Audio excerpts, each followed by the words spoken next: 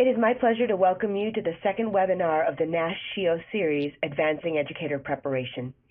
Today's webinar is titled Using Data to Demonstrate Effectiveness, Building an Evidence-Based System for Teacher Preparation, and will be presented by the two authors of the publication, Dr. Charles Coble and Dr. Michael Allen.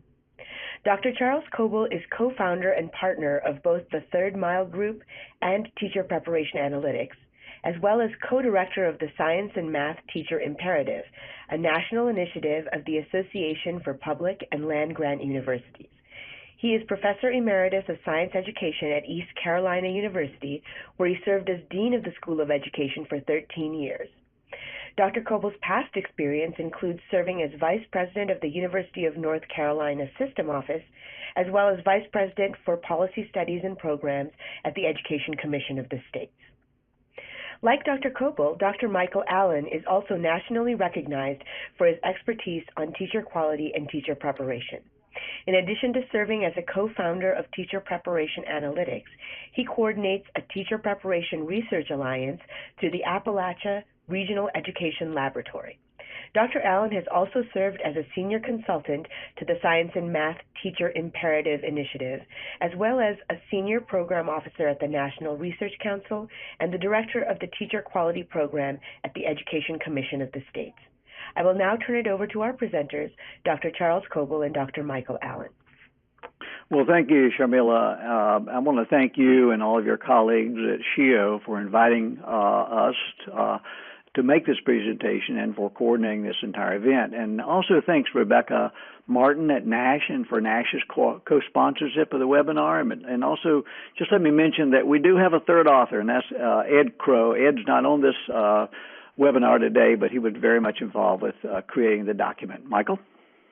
And to those things, I want to thank CAPE and Pearson and CCSSO and their network for the transformation of educator preparation, and the Schusterman Family Foundation, all of whom provided support for our report and who've given us an awful lot of support for the presentation of the report to diverse audiences.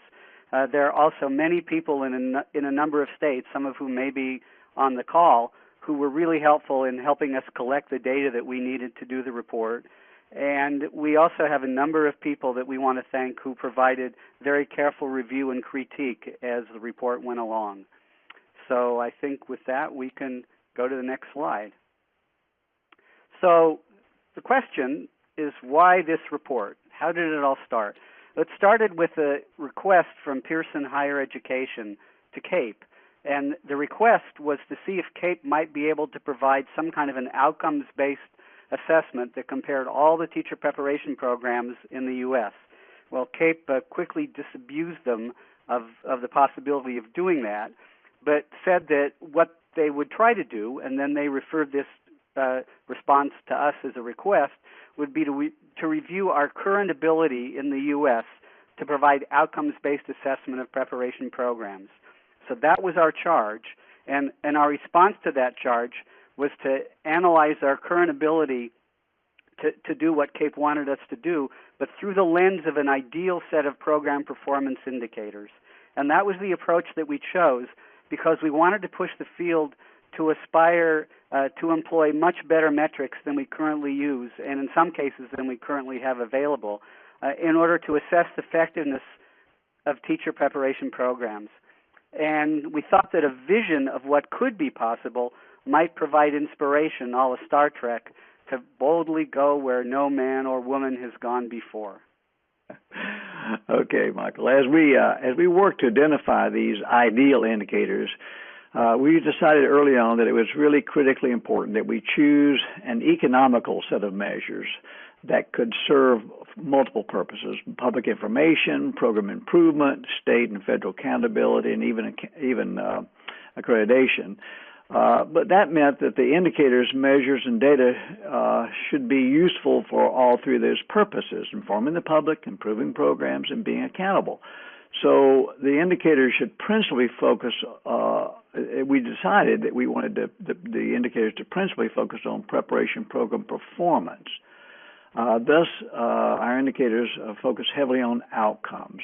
We also decided not to attempt to include indicators or measures of the specific scope and sequence of program content or features, because really assessment of these requires professional or expert knowledge and measures that are not transparent to a broader audience of the public.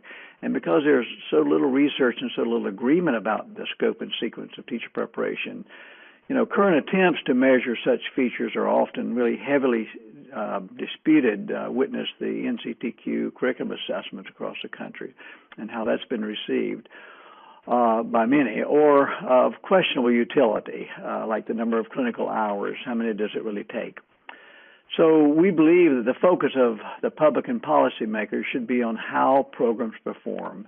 And there's no single formula for a successful preparation program. There may be many features critical for any program success.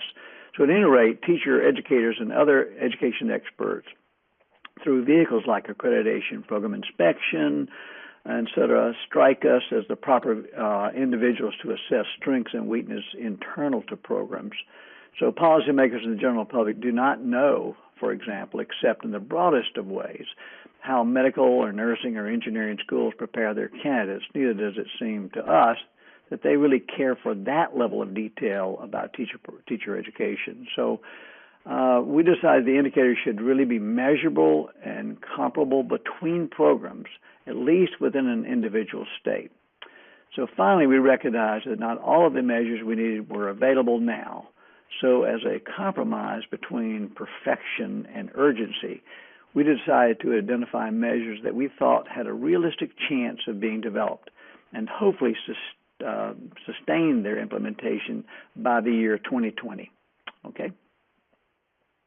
So when we came right down to it and tried to figure out what these indicators should be, we came up with, first of all, 4 assessment categories. We thought the indicators needed to focus on providing information in these 4 areas. And those 4 areas are what you see in front of you: the profile of selected candidates, the knowledge and teaching skill of program completers, the completers' performance as classroom teachers, and their contribution to workforce needs. So we recognize that not all of these categories really involve outcomes data, but each category that we selected responds to a specific data purpose that we believe is important given present concerns about teacher preparation and also various limitations in data and assessments related to teacher preparation. I think all this will be clearer as we discuss the 12 indicators that fit under these 4 categories. And I'm going to start doing that now. So you see in front of you 4 boxes, and each of those boxes represents the 4 categories that I just mentioned. And within each of those category boxes, there are a number of indicators. And I'm going to take the first 2 on the top, and Charles is going to take the second. So, candidate selection profile. The objectives of the 3 indicators here are to address public concern about the quality and demographics of candidates entering teaching, to confirm that programs are intelligently selective and not operating as cash cows to draw in as many people as possible. That's a rap the teacher preparation programs often get. And to encourage the programs to be more cost-effective and also more realistic about their ability to successfully prepare candidates with different entry profiles, including minority students. Now, if you were to delve into the measures, and we're not going to have much time to get into detail about those today, you'd see, first of all, that our measures are sometimes different than the commonly used measures. And one example would be our academic strength measures, which are more complex and we believe more accurate. Similarly, our diversity measures focus not on diversity per se, but on the extent of similarity between an incoming cohort and that same cohort as completers. We don't focus on completion rate per se, but on the disaggregated completion rates of different groups or candidates. And one of the indicators that you might see is something different than what you may have seen before, is this notion of teaching promise. And we introduce it as a statewide measure of program performance because, again, we want to emphasize the importance of program selectivity, and in this case, selectivity concerning the character, experience, and commitments of entering candidates. Also, we don't believe that academic strength is sufficient to predict teaching success. we think that programs need to identify both academic and non-cognitive strengths and weaknesses of candidates to identify how and if the weaknesses can be remedied by the program. Now, this isn't far-fetched. The state of Missouri, for example, does this, but they do it diagnostically and not as a program accountability measure. So that's the first box, candidate selection profile. In the second box, knowledge and skills for teaching, you see three indicators: content knowledge, pedagogical content knowledge, and teaching skill.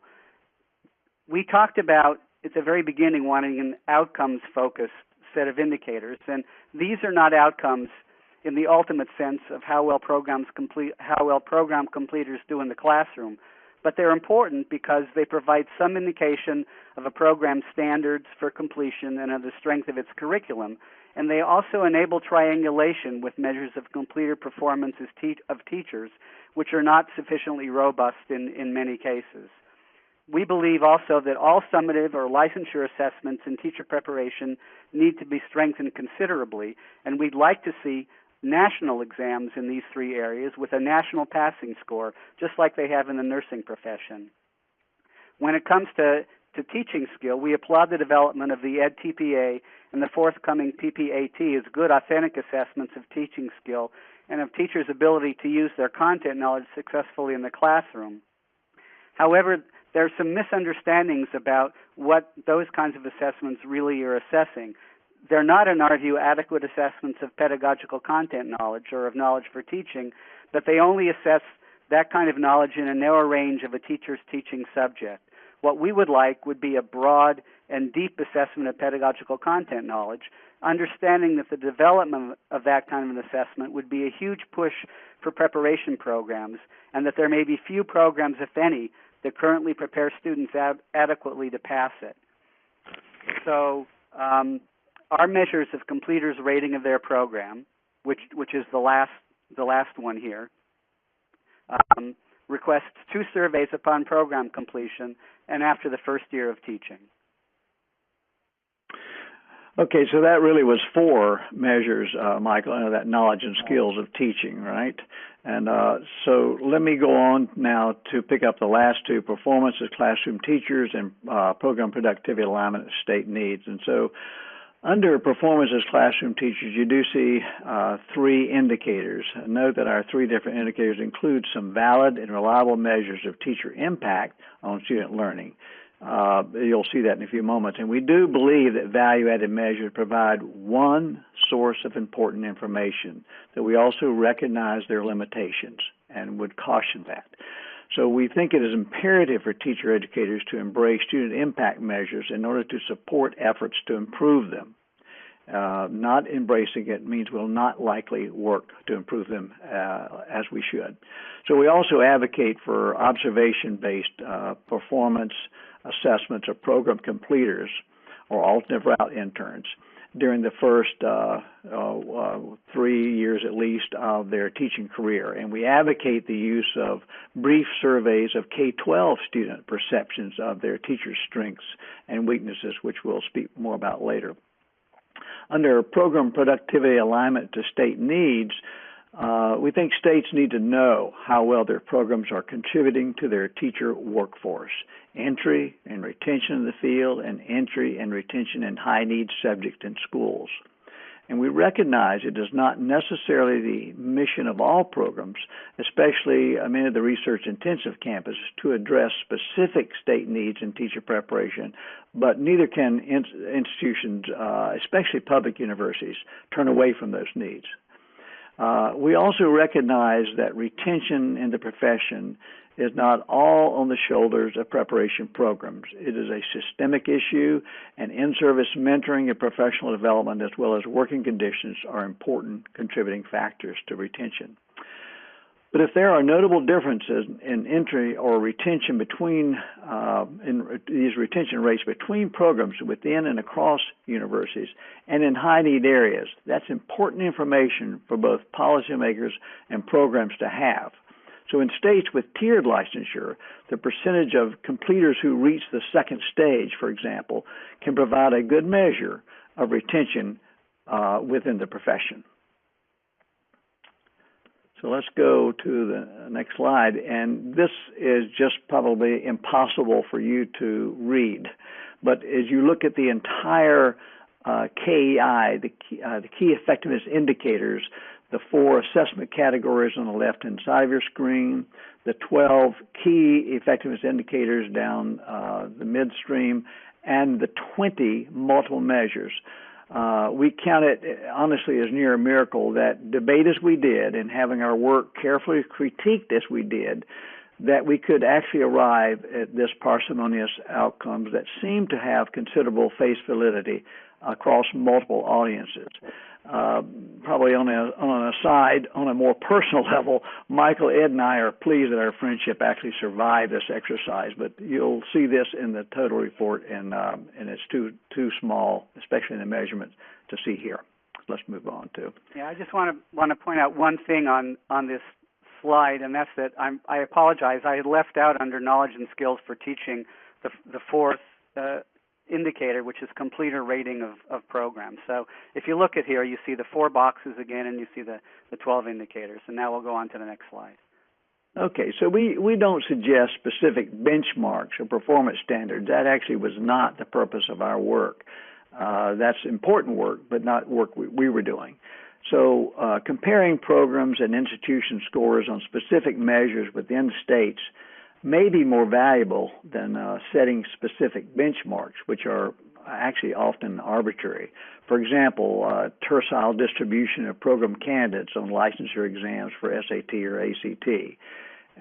So how do we weigh these various indicators? Well, the short answer to that is that we don't. We think weighting the indicators is wholly arbitrary, as much as we might like to put the greatest emphasis on something like, say, performance in the classroom.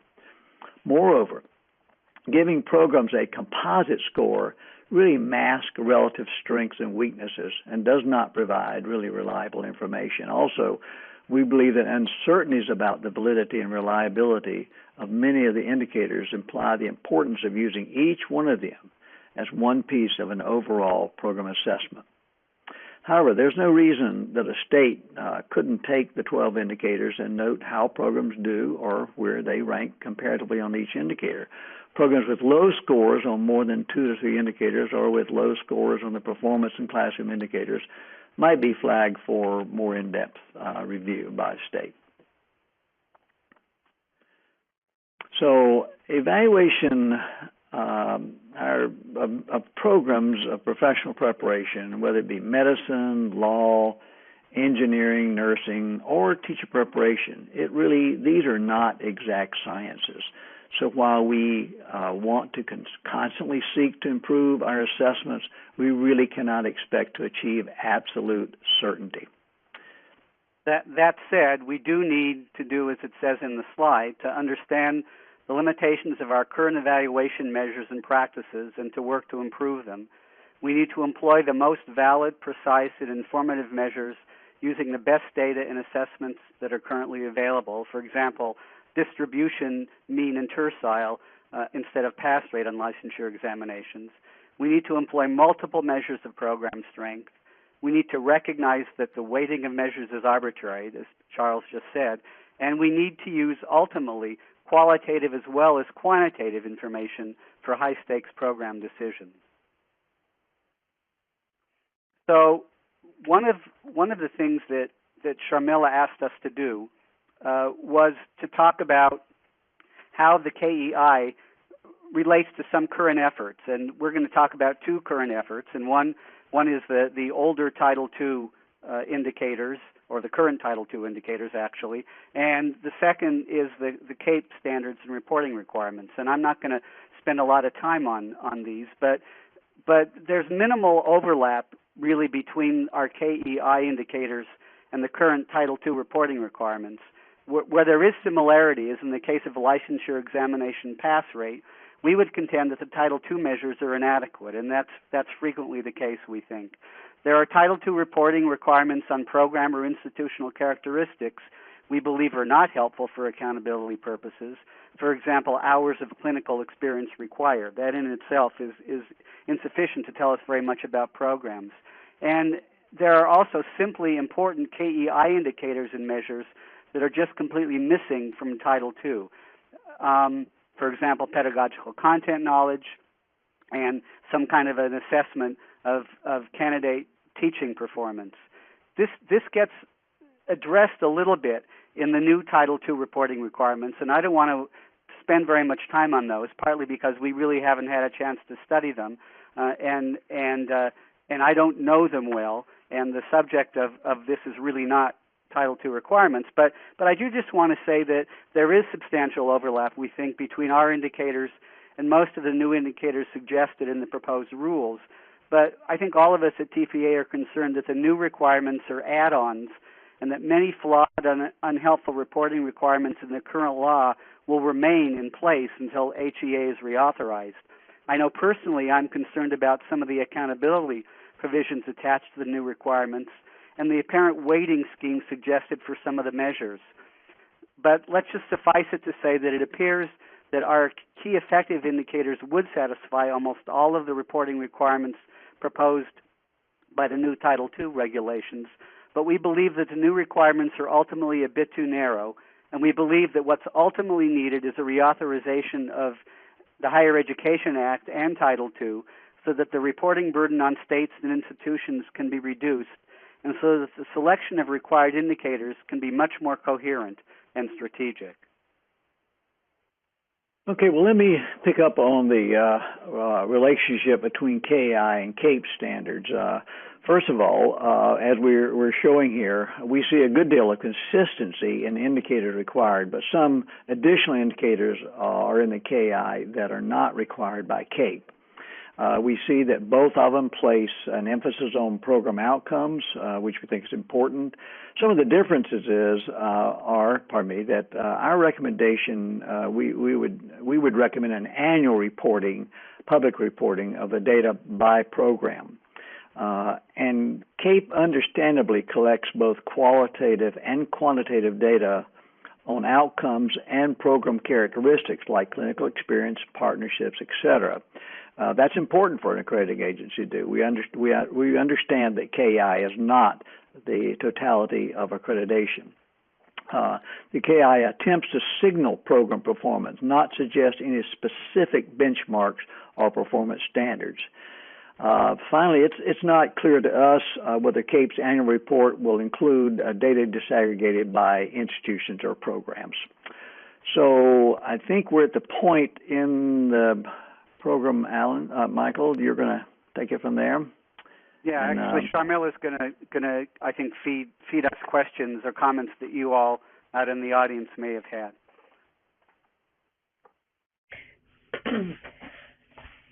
So we have a couple of questions from the audience. I would highly recommend that all of you that have questions, please type them into the Q&A box. So the question that we have there right now, Charles and Michael, is what is KEI? That's right. Hey, let me handle that one. That's an easy one. Okay, so that is key. That simply stands for Key Effectiveness Indicators. That's that very complex tool that we showed you back earlier. I think Michael's trying to take us back. That page right there, in its totality, constitutes what we call the Key Effectiveness Indicators. Anything more about that, Michael? No, I don't think so. It's just that we had made a distinction between the assessment categories and the indicators and the measures, and that's our vocabulary. It's not new with us, but it helped us kind of clarify what the difference was between these different components of an assessment profile. Good. Thank you both. So while we wait on a few more questions from the audience, I have a couple of questions for you guys. First, if we could go back to slide 7 where you say 12 indicators, 20 measures.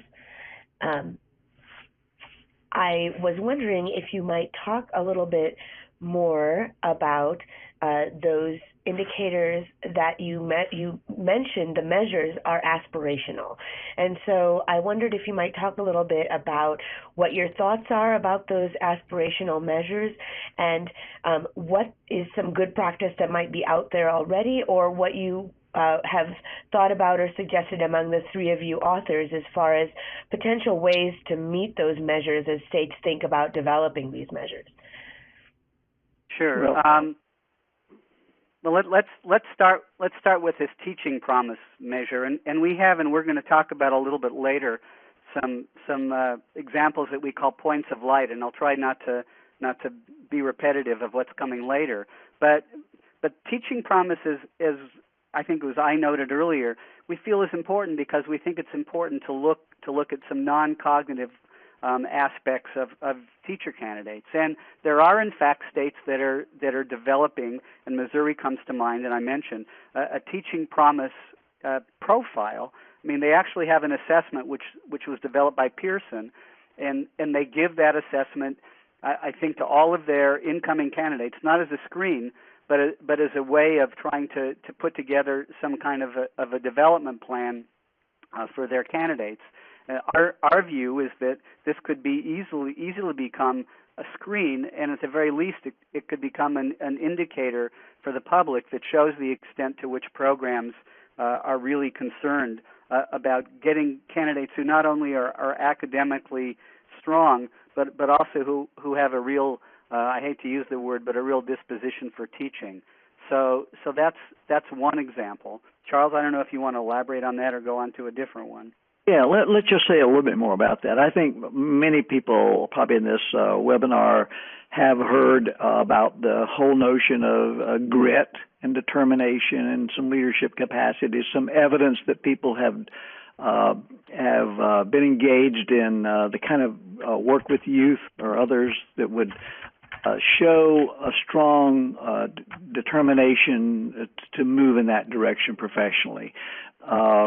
So, our general overall contention here is that really teacher preparation actually begins before people are formally enrolled in programs, and we need to do a much more rigorous job of selecting people who show that kind of grit, determination, and experiential work that says, in fact, that's what they want to do. But there's a lot more to say about that. Teach for America, which we'll mention later on, again about that, is most notable in the use of some of these measures.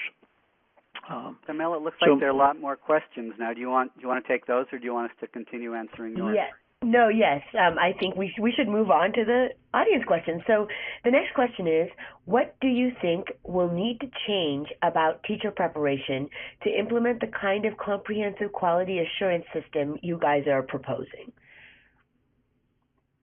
Well, one of them is, I think, attitudinal and just sort of an orientation, and that is we've been, as a profession, and I've been part of this, and Michael has too, and many people in this call have been involved with trying to improve the teaching quality over time, and we should always be about that business. But it is largely focused on doing this, adding into clinical experience and developing partnerships and developing mentorship programs, all of which are good and we should. The flip for us here is we also need to have an orientation of evidence. That is, so what's the evidence that this is making a difference?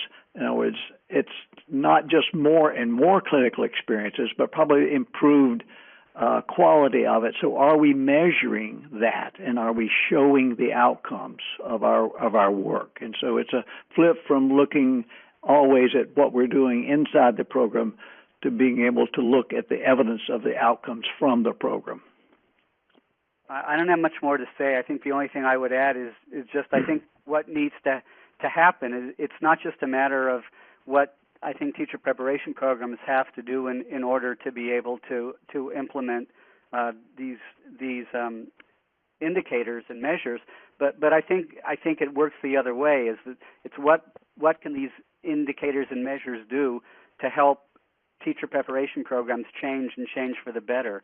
And so I would just advocate that if we can adopt indicators like this, and if they have some real force as accountability measures and as measures that teacher educators can see really can help them understand what's going well and what's not going well in their programs, that their programs will change accordingly. But we have to stay the course. We can't keep changing measures all the time, and we have to adopt measures that we think really, in fact, can serve the purpose of program improvement.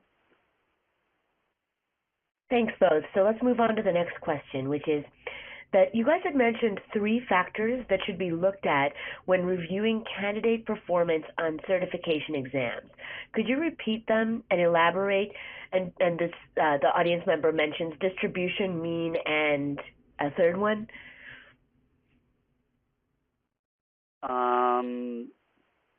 Oh yes, I know what the caller's talking about. So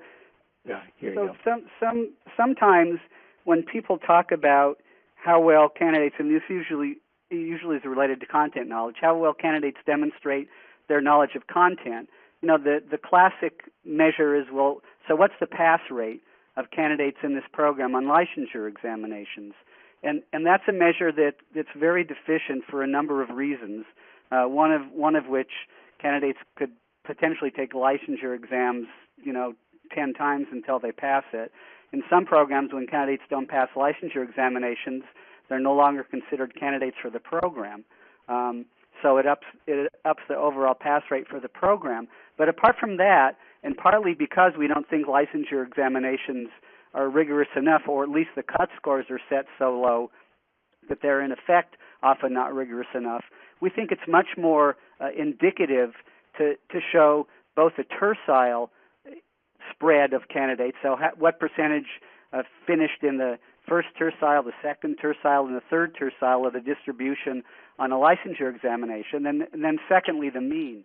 That if you show that information, you get a much better picture of how candidates from one institution score on a licensure examination in comparison with candidates from other institutions. I hope that answered the question. Thanks so much, Michael. So let's move on to the next question, which is, what is the proposed timeline for implementation of these key effectiveness indicators? And I think that just opens up the question of what your purpose was with this paper and what you hope to achieve with those key effectiveness indicators, because no one's requiring implementation of these indicators at this time. Right. I think that's the important point. CAPE challenged us to, and Pearson challenged us to think into the future and what would be the best indicators in the near future for our profession.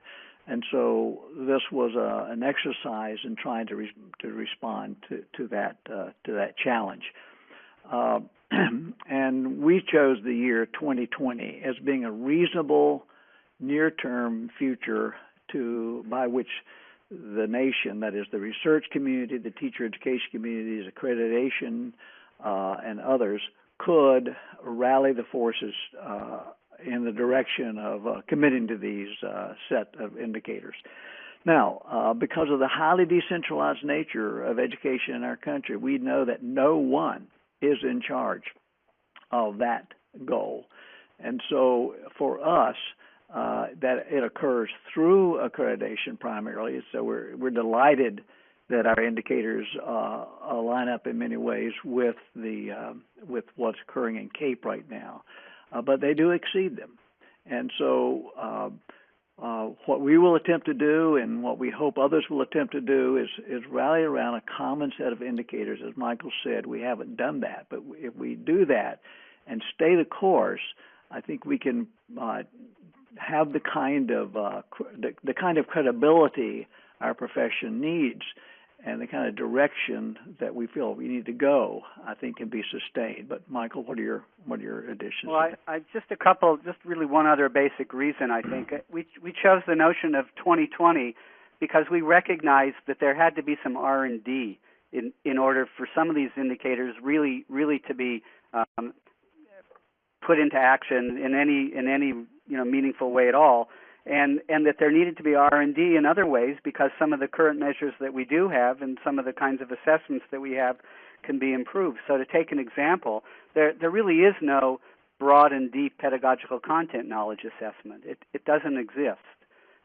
It could exist, but it's something that we would hope that the field would adopt as a priority, and that there would be R&D that would make it happen. Teaching promise is another one. There are some assessments of teaching promise, but we need to work a little bit on refining those.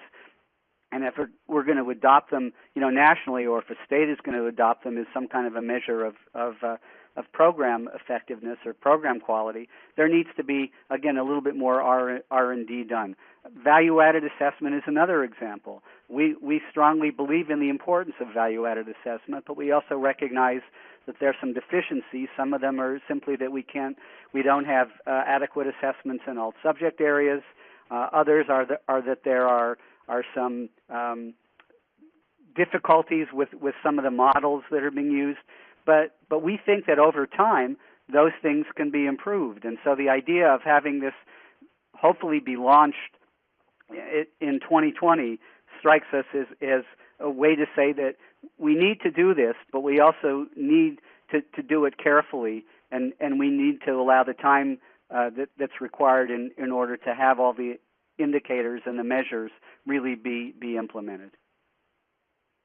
So in addition, Sherman, I think what you're hearing and what Michael's saying is that we're also, in a sense, challenging the research community to be about this business. And we hope that funders, both federal and state and foundational sources, will be a part of helping build out the kind of more robust assessments that we're calling for here. Excellent. So we have a sort of a follow-up question, which is that would these indicators also be used for alternative certification programs? And also, do you have any plans or thoughts about developing an aligned set of key effectiveness indicators for administrator preparation? The answer is yes, and sort of, I think. We absolutely designed these indicators so that they would be relevant to any program. It didn't matter if it was a traditional program or an alternate program. It didn't matter if it was a post-baccalaureate program or an undergraduate program.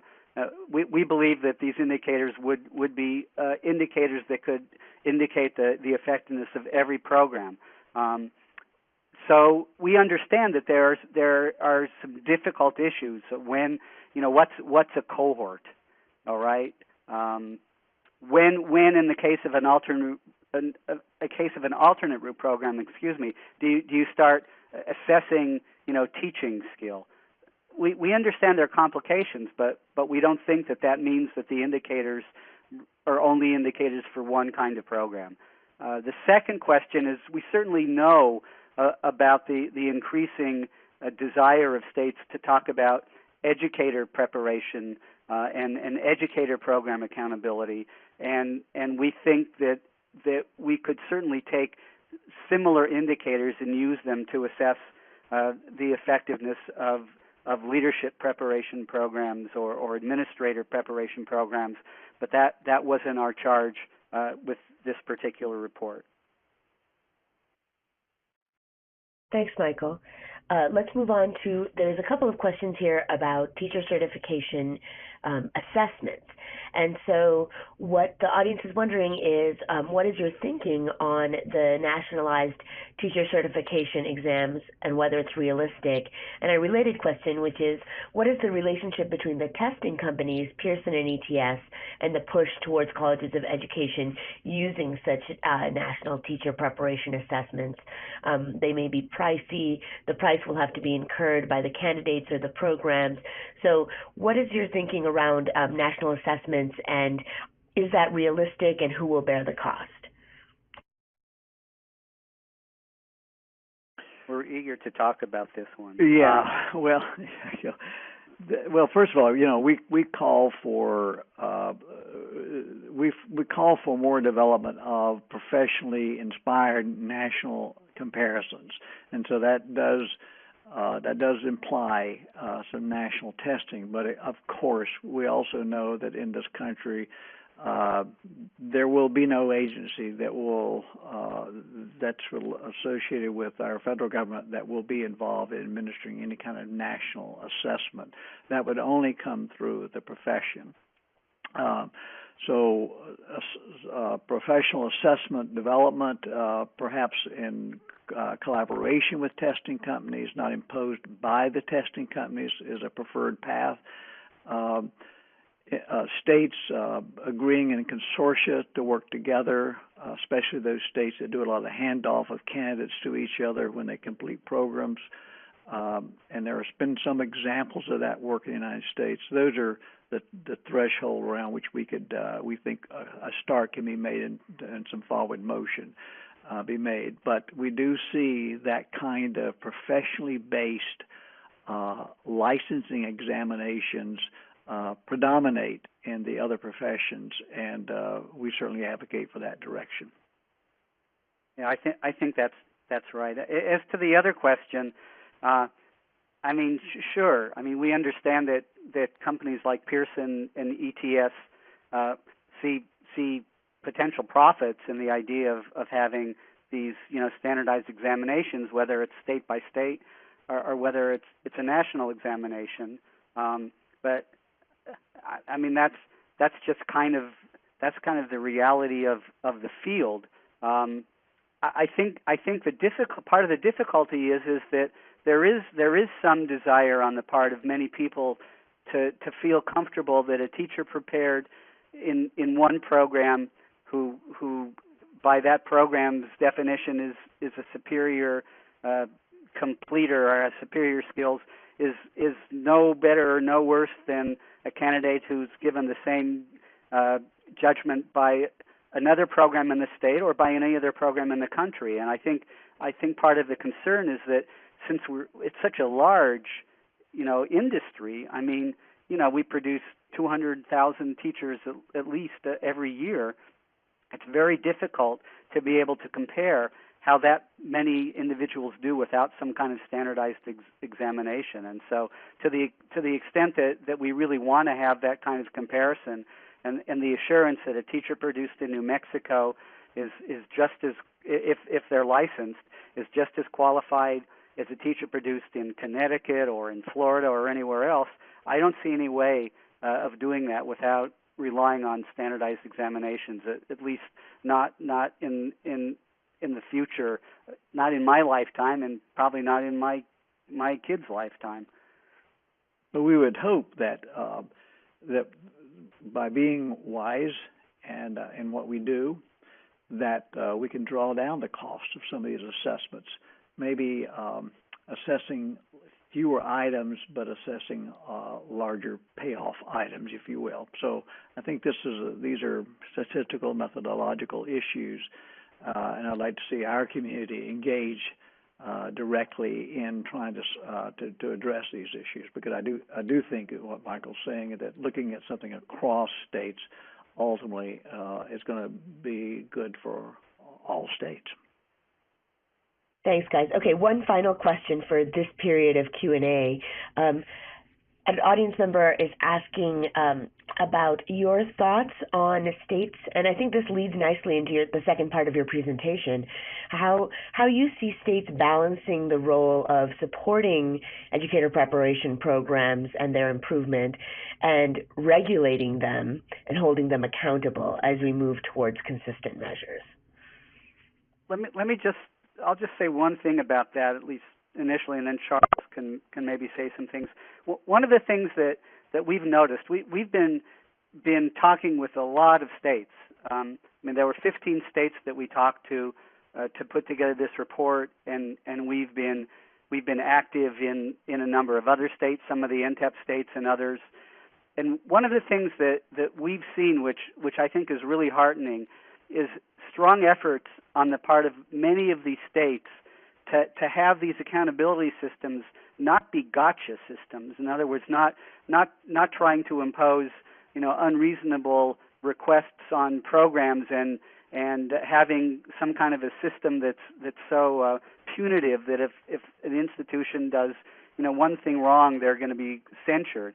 I think what we see is really an effort on the part of state agencies and an understanding that an accountability system also needs to be a program improvement system, and that the real focus, the most important focus, is on program improvement, and then accountability is a means to that end.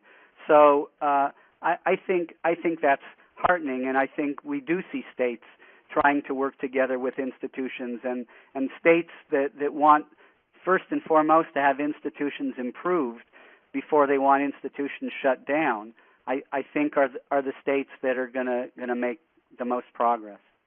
Right. I just want to endorse that. And I do think that's a good setup, Sharmila, for our next section, because we're going to talk specifically about these states that we examined and some of the reactions and responses of the states of our look at their of alignment to our KEI. So maybe we should go there. All right. I think that'd be perfect. Okay, so first of all, I'm going to introduce you to Harvey balls.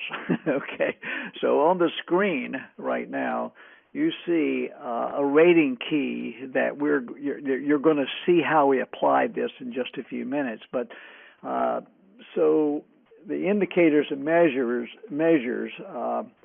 We ask ourselves the question, of course, and Cape asked us to do this, was, are they just pie in the sky, or can states really aspire to implement them? And so we looked at these 15 states we're about to show you to see what kind of alignment there was between their program performance indicators and our key effectiveness indicators. But as Sharmila said, nobody has signed up to adopt our key indicators. This was just a voluntary action on their part to participate with us. We used one exception. Oh, yeah, there is one exception, but we'll come to that. Okay, so we use these Harvey balls to indicate the extent of alignment. So the more filled in the Harvey ball is, the greater the alignment, and the less, of course, the less the alignment. And then the indicator ratings may be from no alignment at all to state measures that are the same or to functionally equivalent to the KEI. So we've got ratings you'll see in a few minutes from sort of blank to full. Then you'll see in the slides coming up some orange balls that mean that the states employ these indicators only for their Title II reports, but not as a part of any state-initiated program of performance assessment. They're only providing Title II. They do nothing else in the state, and so we'll note that, and then we'll talk about it. So, Michael, how do the states stack up? So here's our Harvey ball chart, which indicates, based on really extensive information that we collected from these 15 states, how these states align with our KEI, and this is as of information we collected as of May 31st of this year. So you can see immediately that the alignment between our key effectiveness indicators and the indicators and measures that the states have in their own program performance systems isn't terribly strong. Some of the states, if you look at this chart, are definitely closer in alignment than others. Some of the key effectiveness indicators are far more prevalent than others in the state-developed systems. And you'll see, in fact, that teacher promise and K-12 student perceptions are not currently recognized by the states at all. And you'll notice on here that if you look at pedagogical content knowledge as a separately accessible knowledge base, again, almost no states at all have that as an indicator in their system. So we had pretty high standards for alignment, and that's one of the reasons why the alignment doesn't look very strong. And we had high standards for coverage, that is, for an assessment covering all completers of the program, and also for methodological rigor in our Harvey Balls assessment of states. And so, again, the alignment is not as strong as it otherwise would be, and there's lots of room for what we would consider improvement. In some cases, the problem was that the data don't cover all subjects or all completers, and this is certainly true of value-added assessments. That they in some states they don't cover students who teach in private schools. In no states are they able to cover completers who go out of state. Likewise, in some states, there are not value-added assessments in subjects other than mathematics or English language. Another reason why there's not a lot of alignment is that sometimes the constructs and the measures that states use we deem to be weak. Again, an example is pass rate of unlicensure examinations, as I talked about previously. And in still other cases, some of the assessments were weak. For example, for teaching skill, there are a lot of states that still use the Praxis PLT as their only assessment of teaching skill, and we don't believe that that's sufficiently strong. So if you were to look at this right now, you would probably come down on the pie in the sky side of things and say, these key effectiveness indicators are so pie in the sky that our states are never going to be able to get there. But you got to keep in mind that, first of all, we're just beginning, that, again, the states didn't sign up to do it our way, and thirdly, great minds think alike, because if you look at our projection for how 7 at least of these states will align with our KEI in a couple of years, you'll see some movement. So in this one, you'll see blue balls and black balls. And the black balls indicate present situation, and the blue balls indicate the current situation. And we still have a long way to go, but if you look at this, the movement is in the right direction. And one of the things that's happened is the adoption of EdTPA, which means that a number of states are moving, in our view, in alignment with what we're asking for in terms of demonstration of teaching skill. Also, there are some states that are in the process of implementing surveys for K-12 students to rate their teachers, and you'll see that if you look at the K-12 student perceptions indicator, which is the third one from the bottom. And then the Louisiana Board of Regents modeled its new data dashboard for teacher preparation programs specifically after our key effectiveness indicators, and their dashboard uses all 4 of our data categories plus one of the state's own. And if you look at their dashboard, and you can access this through the Board of the Regents, Louisiana Board of Regents website, you'll see that even though they don't yet have data for some of these indicators like teaching skill, they imply at least that they hope to collect data in the future. So we look at this and think, rather than the cup being half empty, that the cup is half full. And again, that this is something, and Louisiana is kind of a proof of concept. This is something that states can adopt and that states can aspire to implement more fully in the next few years. Yeah.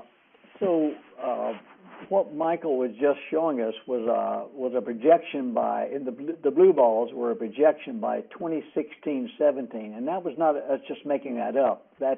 Those involved deep conversations with those states and with evidence that, in fact, movement was underway. And so I just want to say one more thing about that, Michael. Maybe back up one of the slides just a second, and that is when the states looked at themselves this way, and even in the previous one where it did look so bleak in a way, we were understandably concerned they might be not pleased by seeing these alignment relationships that we're showing here. Quite the contrary. They seemed delighted that this was an accurate measure of what they were doing and what they were showing us, and there was an accurate assessment of where they were going.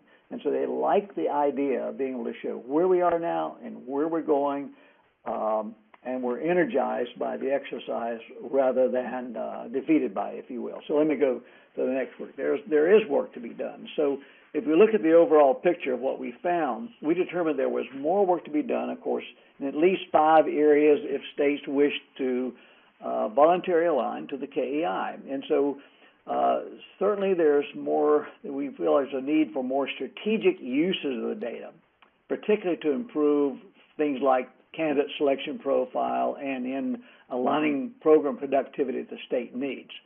A second area was developing new or improved assessments, which we mentioned earlier, and that would be true across all these indicators. So we got some good rigorous intellectual work to do there.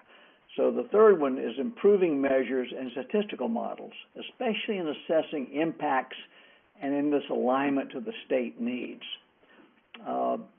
The fourth area is being able to track completers and thus be able to better determine program success. And in one of our points of light, we're going to talk about some promising directions there. And the fifth category was build stronger support for adopting even stronger measures across several of these indicators. For example, doing a much better job of developing and implementing measures of teaching potential, what we call teaching promise, and assessing pedagogical content knowledge, for example. So these 5 domains with the checks you see, and we custom discussed where to put those checks over a long period of time based upon what we found. And so we think this is a fairly accurate record of the work we see that remains to be done. So that's pretty much what we're going to say in this presentation about the key effectiveness indicators. And there is going to be another opportunity for questions and answers later on, and you can ask questions about anything that we've talked about in the report. But we're going to talk about some other dimensions of the report that are not, they're tied to the key effectiveness indicators, but they're not the same exact thing. And one of the things is that, as Charles just noted and as I noted earlier, we did gather pretty extensive information on the 15 report states, and these were through interviews with state officials and inspection of documents. And the information included not only information about states' development of their measures and their relationship with our key effectiveness indicators, but also general information about their program data and their accountability systems. And so all of this information is summarized in multi-page tables for each state in the appendix of the report.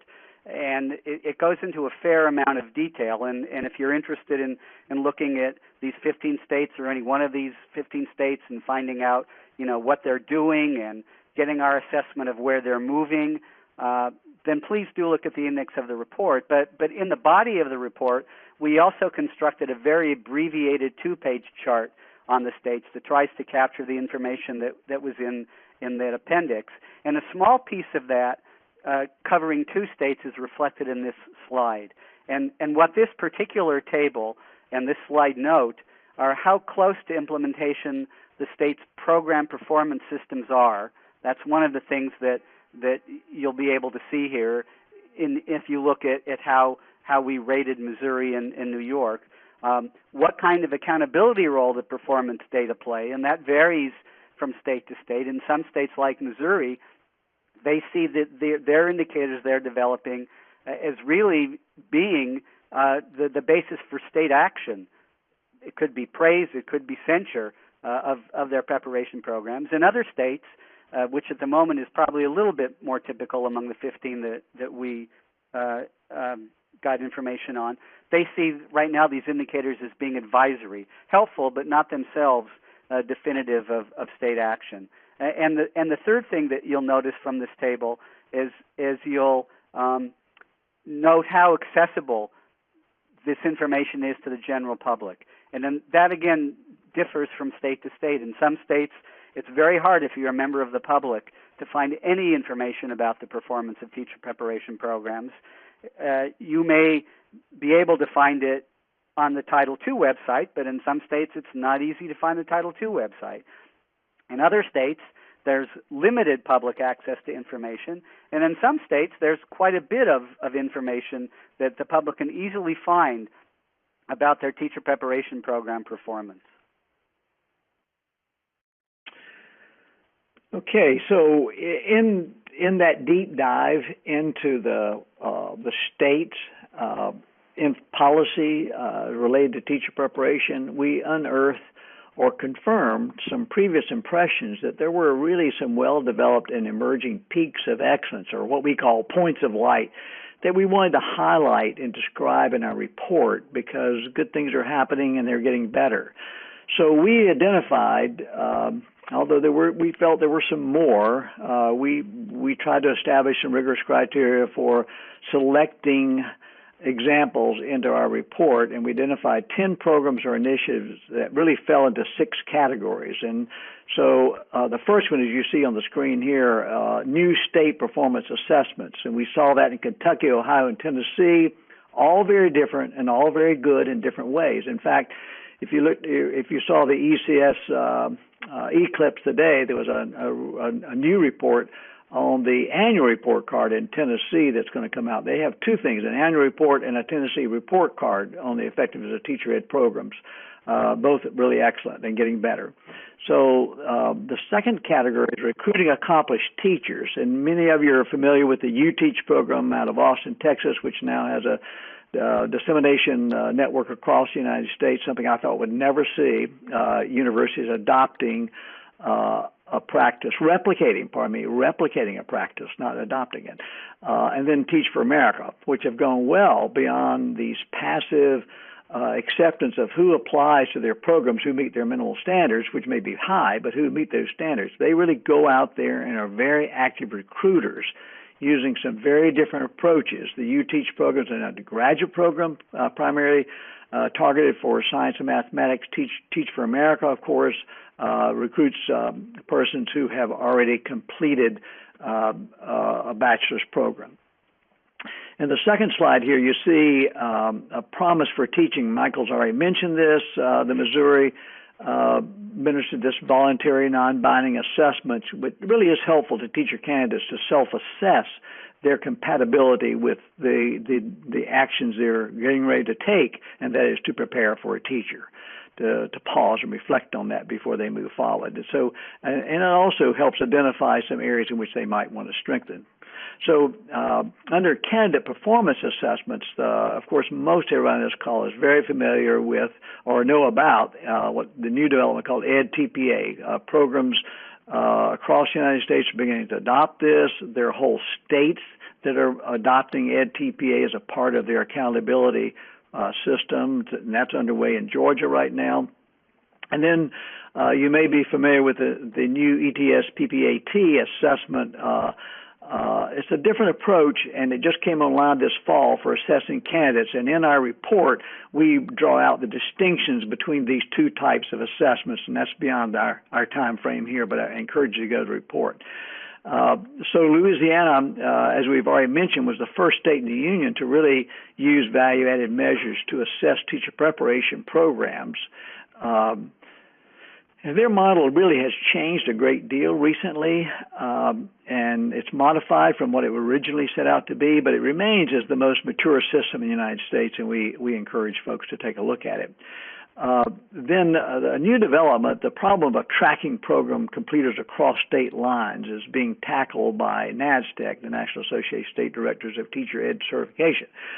This interstate teachers tracking system, which is currently being piloted in Georgia, Massachusetts, and another state that I'm forgetting right now. But this is a promising sign. The folks in Tennessee are very excited about it. They border 8 other states, and they contribute a lot of teachers to those states, and they receive a lot of teachers. But they can't, these neighboring states, and they cannot track their graduates across state lines. So this will be a great development in the country for us. Okay, so I think the third state is West Virginia. Yeah, West Virginia. Thanks, Michael. Okay, so really that brings us up to, again, we invite your comments and questions before we wrap up. Okay, Sharmella? Thank you, Michael and Charles. So while we wait on some questions from the audience, and again, I encourage everyone in the audience to send in their questions. I have a question for you, which is really a clarification. Would you, since we've got some time, would you speak a little bit more about the Missouri Educator Profile for Promise for Teaching, since that's one of those areas that most folks haven't worked on, and you guys mentioned the TFA Teaching Promise work earlier, but perhaps you could talk a little bit more about the Missouri Educator Profile. I can tell you a little bit about that. I mean, I'm it's like I know enough to be dangerous. So I hope I don't defame what Missouri's done, but I'm actually pretty excited about what Missouri's done, so that's not my intention. But they have a series of they call gateway assessments for their teachers, and they include their version of, I guess, what we would typically call a basic skills exam, and then I think they have an exam that candidates are supposed to pass before their student teaching. I may have that wrong. It may be after their student teaching. And then they have this particular assessment that you're talking about, Shamila, and I'm not sure that we have the name right. It may be the right name, but it is specifically an assessment that tries to show what we call promise for teaching. And what they did, it was developed by Pearson, and it's been presumably validated, is they looked at the value-added assessment scores of the teachers in their state.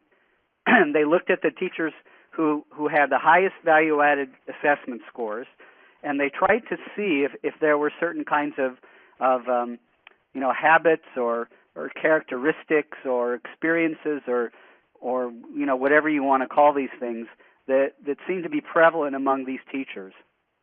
And they identified a number of those, and then what they did is they put together what, as Charles mentioned, is a self-assessment for their teacher candidates to see how they would rate themselves on these different kinds of characteristics or experiences, or habits.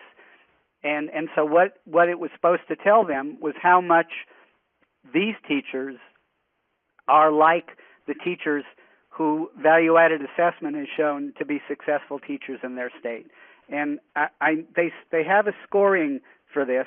I don't remember the scoring. It's either 1 to 2 or 1 to 3, I believe. And so candidates could be scored anywhere. Let's say it's 1 to 3, from a 1 to a 1.7 to a 2.4 to, I guess, a 3.0. And depending that score is just a summative, just a composite score. It doesn't really tell you how they break down on the individual parts of the exam. And there are several different dimensions of candidates' non-cognitive profile that they look at.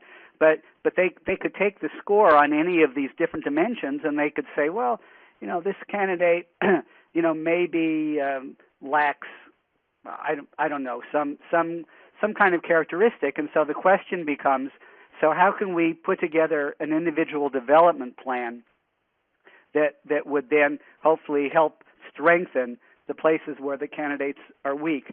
Now, my own thinking about this kind of thing is, why wait until you've accepted candidates?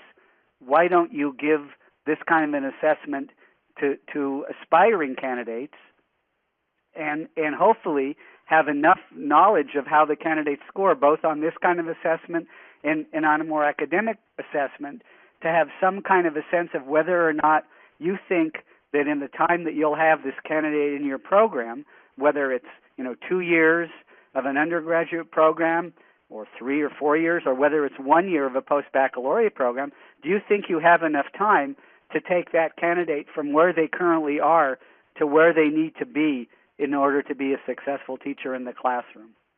Yeah. Let me just mention some of these self-assessment areas. They have what they call 6 drivers of performance. The first one is achievement. The second one is social influence. Then they have interpersonal, self-adjustment, conscientiousness, and the last one is practical intelligence. And then there are 16 subscales across those drivers that assess different dimensions. For example, just under the achievement driver of one of the 6 I just mentioned, they include 3 subscales: achievement/effort, persistence, and initiative.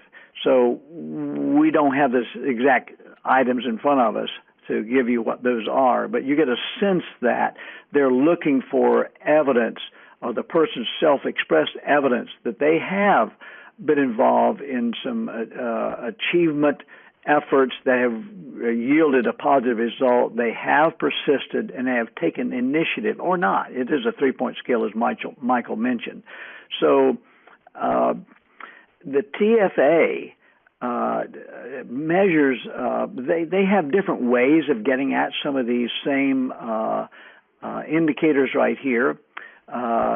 These drivers of performance, their whole interview and selection process, while it may look to the candidate being recruited or not that this is a casual conversation, they're assessing all the time on the person's initiative, their sense of leadership, evidence that they have faced difficulty in some area of their life, not necessarily tragedy. They're talking about, their own school, helping others, and maybe facing some resistance and overcoming that, what they call grit.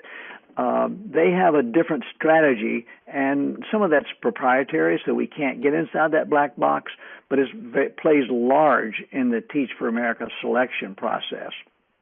So, and I agree with Michael so much. Just as the TFA program uses it as a selection criteria, it's used here sort of late in the program, but it's a great effort, and we just love to see it, probably moved earlier. But nevertheless, we encourage you to take a look at this. And then in the report, we give you exact ways of finding these tools, these points of light that we're indicating here.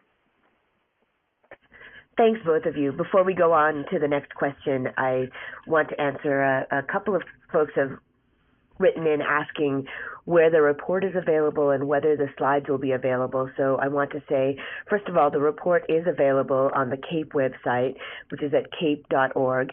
In the webinar announcement, we included the link to the full publication, so you can use that to reach the publication. I'll also include it in the follow-up email that we will send next week, because we are recording this webinar and we will be posting it and a copy of the slides on the SHEEO website. When it's posted, I will send out an email with the links to those resources, as well as a link to the full report. We also, Sharmila, on the very last slide, we have a contact information slide, and we also put the link to the CAPE website on that. So excellent. Thank you, Michael.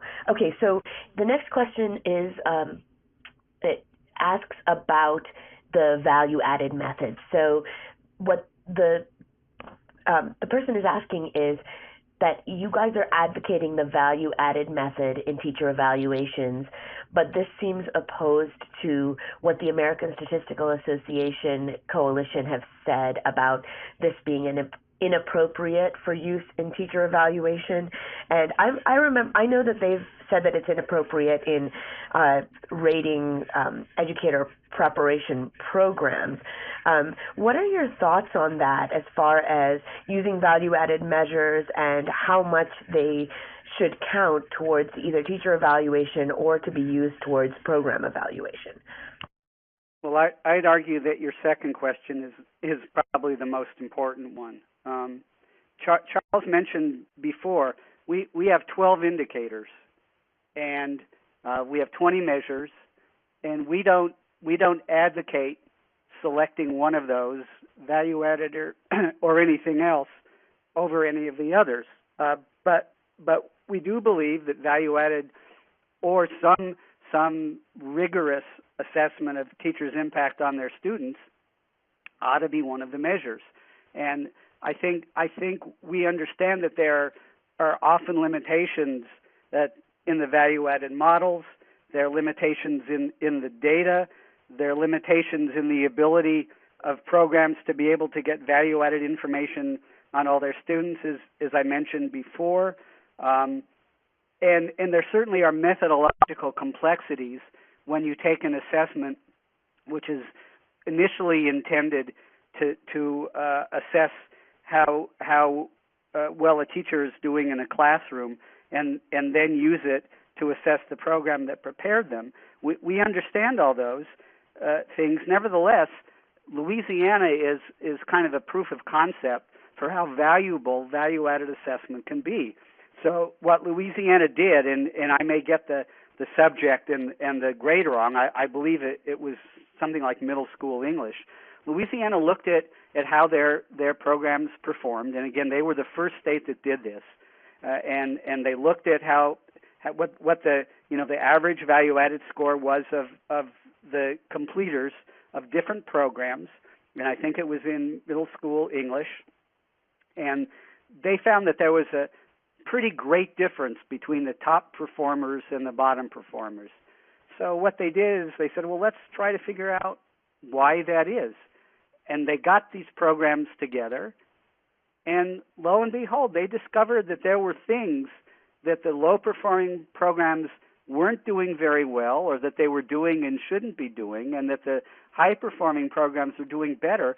And when the low-performing programs, then adopted some of the practices of the higher-performing programs, their value-added scores increased, and for all intents and purposes, their programs improved. And so we do think that it's important, and we understand that there are limitations. But our belief is that unless we give value-added measure some weight, not I think we wouldn't say 50% weight, but some weight, maybe 1/12, whatever. Unless we give it some weight, there's not going to be the incentive to improve it. And we believe that it's a measure that can be improved, and it will be improved over time, and it will be improved sooner if states and programs have to be accountable to it. Yeah, I think just adding to that, we're not advocates. We're not advocating for the use of value-added scores to evaluate teachers in the class, individual teachers in the classroom. We're looking at aggregate data to give information back to campuses for the purpose of helping them improve their programs. I'm impressed with what they've done in North Carolina, which is in the university system, they have used a value-added model. Gary Henry and Charles Thompson, Kevin Bastian, others in the state, have developed that model to provide information on large numbers of graduates from these institutions, which has been extraordinarily helpful. They've also looked at that information across all other portals of entry into teacher education in North Carolina. In North Carolina, not just the University of North Carolina, public, private, out-of-state, alternative entry programs, this sort of thing, and have discovered happily that the university and private institutions in the state are doing very well in comparison to other portals of entry. So it can also be an informative public information role. So we got to remember that we are looking at the key indicators as signals, not as absolute measures, and we don't advocate weighting one over the other. We're just saying they should carry some weight in the total decision of looking at strengthening teacher preparation in our state, in the states. Oh.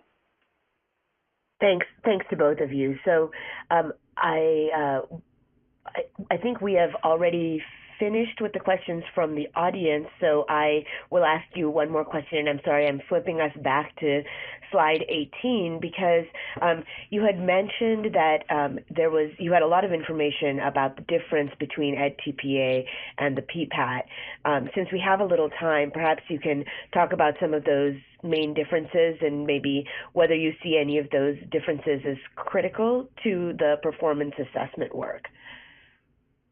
Well, as you know, the EdTPA has been it origined out of the Teacher Performance Assessment Consortium that spanned 23 states, the District of Columbia, and others. It's been a well-conceived tool that uses observational assessments of candidates' actual teaching, supplemented by portfolio development of these related materials. And so it's a comprehensive assessment assessment of teaching skill. I should not say comprehensive, but an important assessment of teaching skill in the classroom. So looking at how they differentiate instruction, evidence of a candidate's ability to teach is drawn from subject-specific learning segments, in 3 to 5 lessons. So it's a notable attempt, if you will, to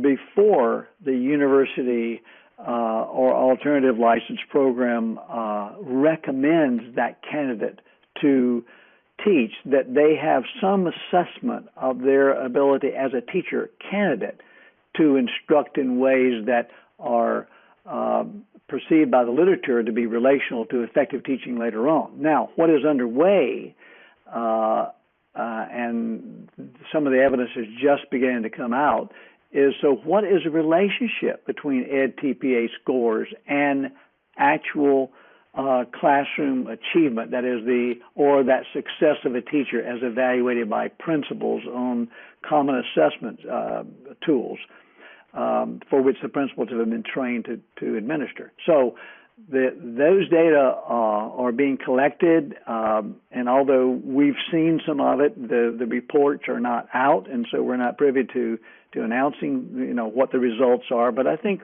there's going to be some promise within the profession about the value of EdTPA as a predictor of future success as teachers. So that's a good development, and I think we'll all learn more and we'll see more as the research evidence comes out over time. The PPAT is also to be used by teacher candidates who submit their teacher performance assessments to show what they know and are able to do. As I said, we said earlier, it was developed by ETS.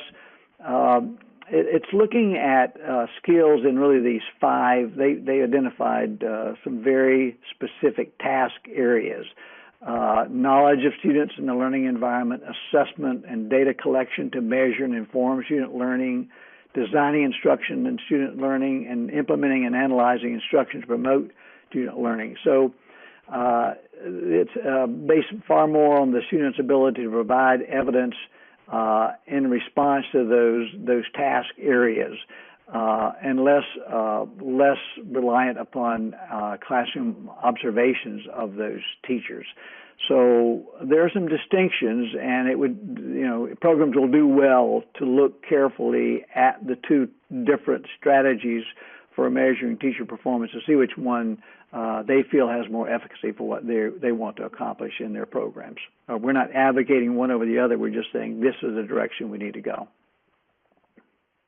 Thanks so much, Charles. Okay, so to make sure you have enough time to cover your final points, let's move on to your wrap-up slide.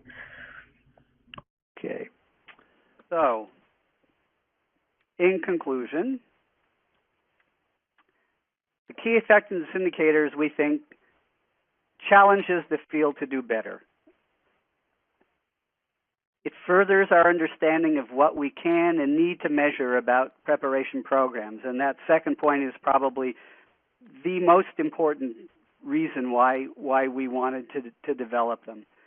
We think it has both rigor and also strong face validity, meaning that it seems intuitively reasonable and suggests that it might be correct to a wide variety of audiences.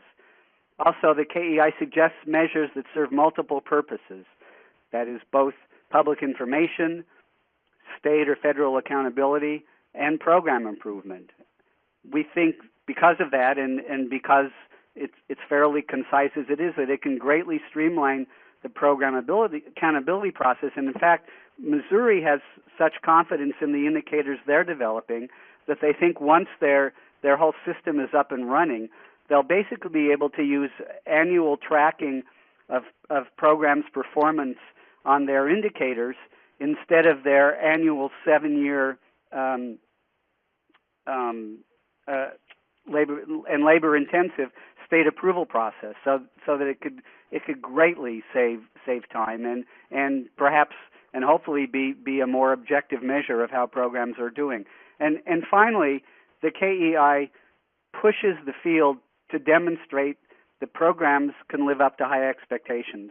We've stated that we believe we need to increase the rigor of our assessments, that we need to develop some assessments that we don't have, like a rigorous pedagogical content knowledge assessment. And I'll just share, I was doing a presentation on this at the University of Pennsylvania last week, and there were one of the faculty members who was in the classroom said, well, what you're suggesting in terms of a pedagogical content knowledge examination sounds really good, but I'm really not sure that there's any possibility that we in a one-year program can in any way, shape, or form prepare students to be able to do very well on such an exam. And I'm not sure that in a program that offered more field experience than ours, an undergraduate program, we could do that either. And my response to that is, but that's what you're expected to be able to do.